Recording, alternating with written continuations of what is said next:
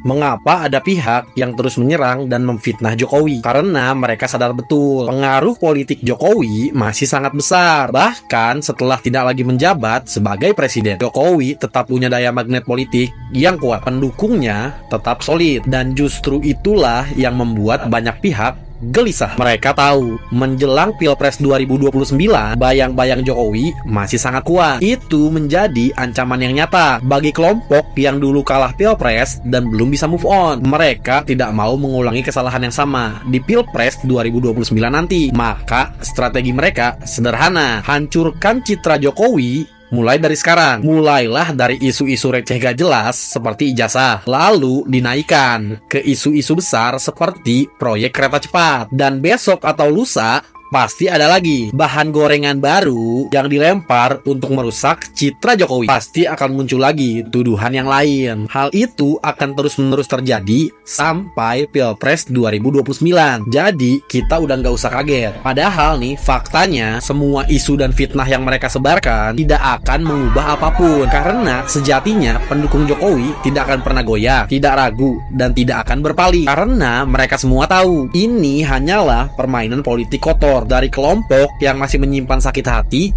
karena kekalahan di Pilpres 2024. Barisan sakit hati ini tidak berani untuk menyerang Prabowo karena status Prabowo sekarang sebagai seorang presiden, pemegang kekuasaan tertinggi. Maka dari itu, Jokowi lah yang jadi pelampiasan mereka. Citra Jokowi adalah simbol kerja nyata, simbol keberpihakan kepada rakyat. Hari ini mereka menyerang Jokowi, tapi sesungguhnya yang mereka tuju adalah Gibran dan masa depan politik 2029. Tapi ya seperti biasanya, semua drama itu hanya akan berakhir menjadi pepesan kosong. Jadi kita nggak perlu takut, tidak perlu merasa rendah, dicap sebagai termul atau buzzer hanya karena mendukung Jokowi. Biarkan mereka bicara. Kita bangga pernah membersamai Jokowi selama 10 tahun. Dan hari ini kita juga bangga bisa berdiri tegak bersama Prabowo Gibran.